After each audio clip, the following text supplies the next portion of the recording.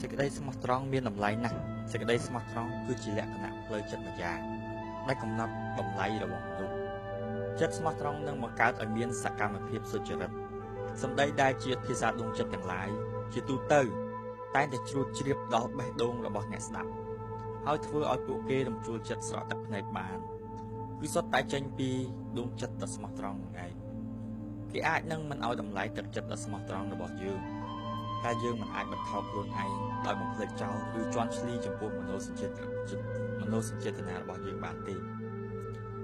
ពេលដែលយើងនិយាយភាសាដួងចិត្តទៅកាន់អ្នកដទៃយើងនឹងមានអារម្មណ៍ថាគ្មានកំហុសគ្មានតណ្ហកម្មអីទេហើយមិនបាច់ត្រូវការចងចាំទុកអីច្រើនទេព្រោះភាសាដួងចិត្តគឺជាយើងគឺជាធាតុពិតនៃយើងគឺជាភាសាដួងចិត្តហ្មងប៉ុន្តែមនុស្សប្រឡេកកលុចទាំងឡាយពេលដែលវានិយាយพูดកុហកប្រកបដោយបាត់គ្រឹះមិនសុចរិត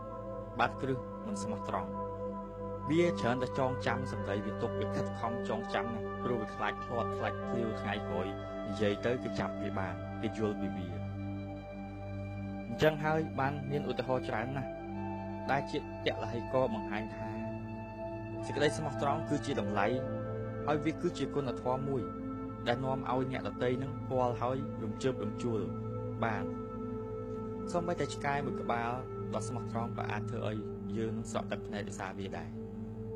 បើគិតទៅដល់សម្ដីរបស់មនុស្សវិញគឺមនុស្សខ្លះសម្ដីផ្អែមទេតែពុំដែលធ្វើឲ្យអ្នកដទៃនឹងរំជើបរំជួលផ្លូវចិត្តម្ដងណាទេ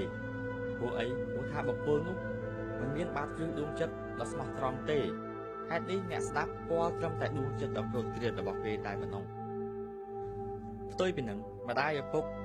ដែលប្រើសម្ដីធ្ងន់ជេរទៅលើកូនពេលដែលកូនពាល់ដួងចិត្តរបស់ម្ដាយឪពុកវា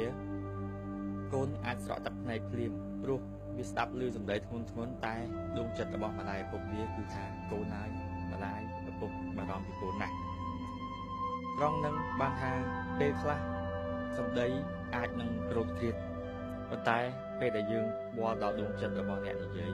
អាចធ្វើឲ្យយើងស្រក់ទឹកភ្នែកមួយរំពេចនេះហើយគឺជាគុណធម៌ដែលជាបាតគ្រឹះនៃសេចក្តីស្មោះត្រង់ចំពោះភាសាដួងចិត្តវិញគឺយើងត្រូវតែយកដួងចិត្តទៅស្ដាប់យើងមិនអាចយកខួរក្បាលដ៏ឆ្លៀសវៃរបស់យើងនឹងទៅឆ្នៃស្ដាប់ភាសាដួងចិត្តទេមនុស្សខ្លះគ្នាអត់សូវឆ្លាតគេនិយាយអីចេញពីចិត្តពេលដែលយើងយកភាពឆ្លាតរបស់យើងទៅស្ទង់យើងប្រហែលជានឹងយល់ខុសចំពោះអ្នកនិយាយនោះអញ្ចឹងយើងនឹងធ្វើកំហុសចំពោះគ្នាអញ្ចឹងភាសាដួងចិត្តមានតែយកដួងចិត្តដូចគ្នាទេទៅស្ដាប់ទៅយល់បានហើយសូមកុំរំពឹង